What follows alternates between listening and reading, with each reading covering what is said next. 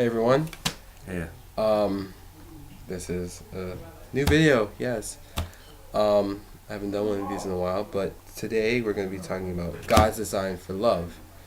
Um, we just studied this in Bible, and so Aaron and I are going to discuss this. And I kind of like, I kind of, oh, sorry to cut you off, yeah. Julian. I just like to kind of give a backdrop for everyone that may be seeing this.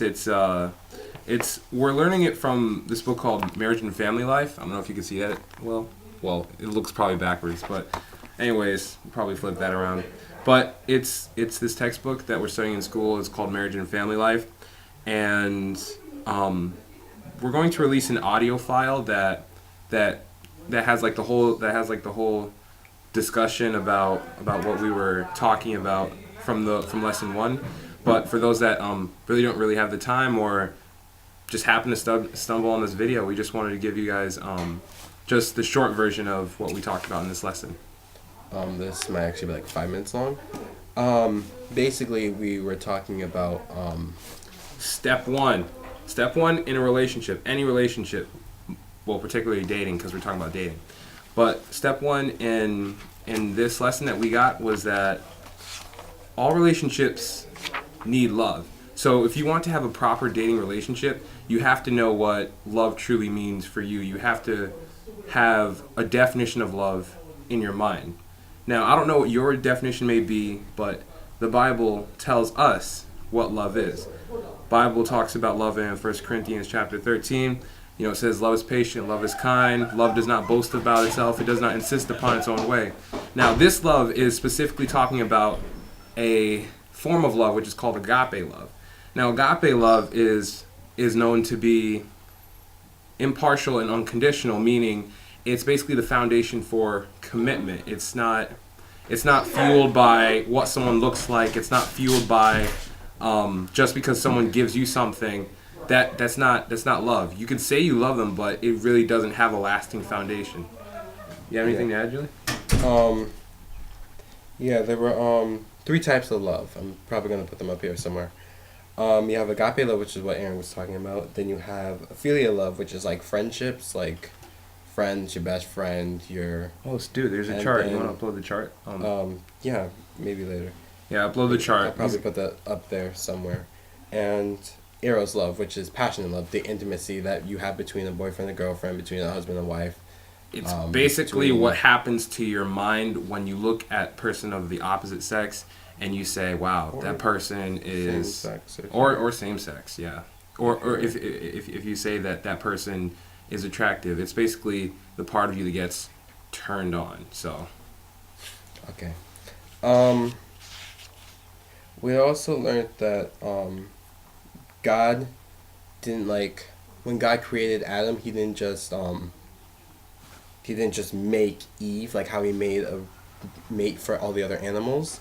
He waited until Adam had actually asked for one before God allowed him, so that way Adam realized that he was, empty and that he needed something to fill that void. Even though he did have God walking with him, he needed a companion to help him, or a companion that he could love, and that's when God made Eve. So instead of God making Eve out of the dirt that he made for Adam, it made Adam from, he took Eve from the side, because Eve is supposed to be a part of him, and that's where you get the man and woman from.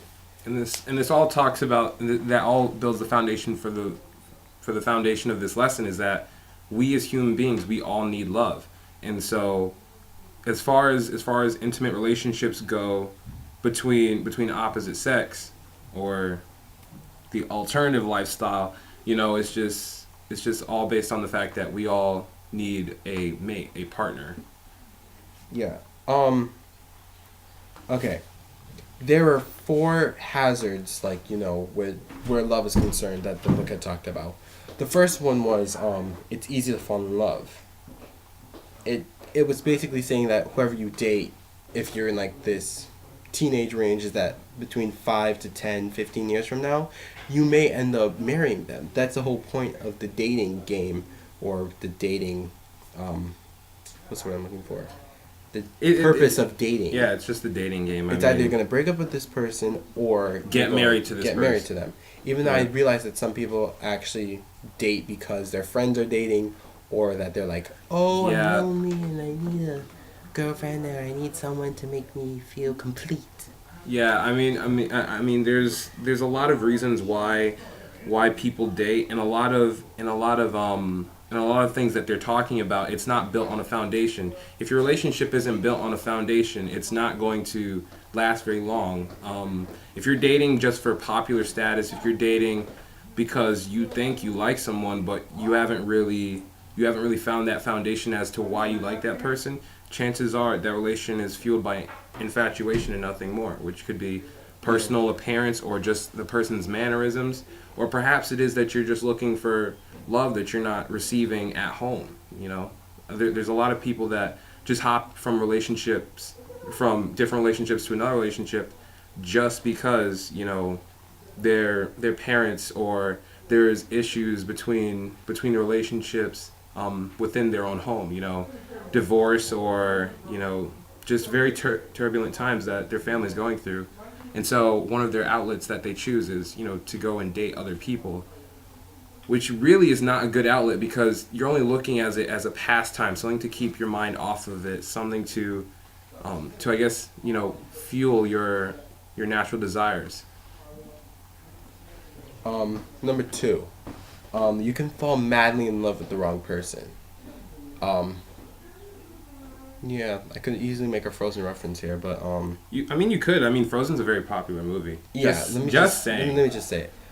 Like, for instance, how Anna fell madly in love with Hans, but Hans wasn't really in love with her, and, you know, they seemed to click, but just watch the movie. I don't want to spoil anything for you. Hans is the bad guy. I don't know anything about this, but go ahead, Julien. We got to finish up, bro. Number 3, you can fall in love with almost anyone. I realize that most of you are probably going, no, this can't happen. I could probably easily say the same thing, but from what I've experienced, it is true. Because most people are like, here's one rule I've discovered about not falling into the friend zone. Do not do things for the person. In order to get their attention, or get their... That's how they realize that they can use you. Yeah. Do things with the person.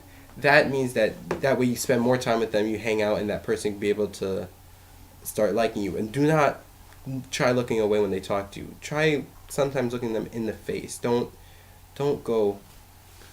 I mean, as far as the friendship... you might be nervous, but don't. I mean, as far as the friend zone thing goes, there's so many different variables that go into that.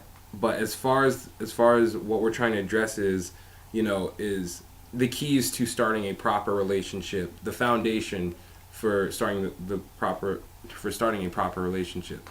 We believe as Christians that, you know, the Bible outlines these proper guidelines for starting a proper relationship as far as marriage goes. Now, there are a lot of people that can think otherwise, but, you know, this is our video, and whether you believe it or not, it's totally up to you. Yeah, so you can just write in the comments below if you have any thoughts. I'll try and talk to you through there. And number 4, last but not least, 4, being in love is not reason enough to marry. Being in love. Now, what kind of love are you talking about? Are you talking about, you know, just because you saw a girl and she looked nice? I mean, maybe maybe then you could call that love. I could hit that though. Yeah. No, I no. Once again, I can easily make a Frozen reference here, but if you haven't seen it, then it doesn't make any sense for me. It doesn't make any sense. If you've seen it, you'll get what I'm saying right away. But this is just like, just because you quote unquote say that you're in love does not mean that person is right for you, or that you should get married. And you realize I'm using air quotes because a lot of people just jump right into it and they just go, oh, well, I'm in love with this person, so we're gonna have a happily ever after together. I mean, Julien, that is officially like a hard saying, but for those that you know that could be going through a relationship right now that might not understand it, it's just that it's nothing really personal. It's just the foundation. It's just the principle that's being violated. Like, your reason for getting in a relationship is only as valid and as strong as the relationship will ever be. So if you're doing it just for social status or for anything that is other than you actually finding out that you really do like this person, and this person likes you in the exact same manner, in the exact same way, and it balances out 50-50 or 100, you're giving all and he's giving all or she's giving all, then go for it. That's a perfectly balanced relationship as far as, boundaries are concerned. But there's so much more we have to delve into for next time, and we'll be recording different, like, not really podcasts, but we'll be uploading stuff on SoundCloud from the different lessons that we have. Yeah, so this is kind of really the aftermath of the class. Yeah, and this is So supposed to be the short version. Yeah. If you want to hear the full thing where we read the lesson and then we discuss it, there's probably going to be a link Somewhere. on Aaron's face or in the description below. Yeah, so hopefully I'll start uploading more stuff, so you'll see more of me on here and his friends. Yeah. Yeah. So So this is lesson 1, and like, subscribe for more episodes, and thanks for watching. no problem.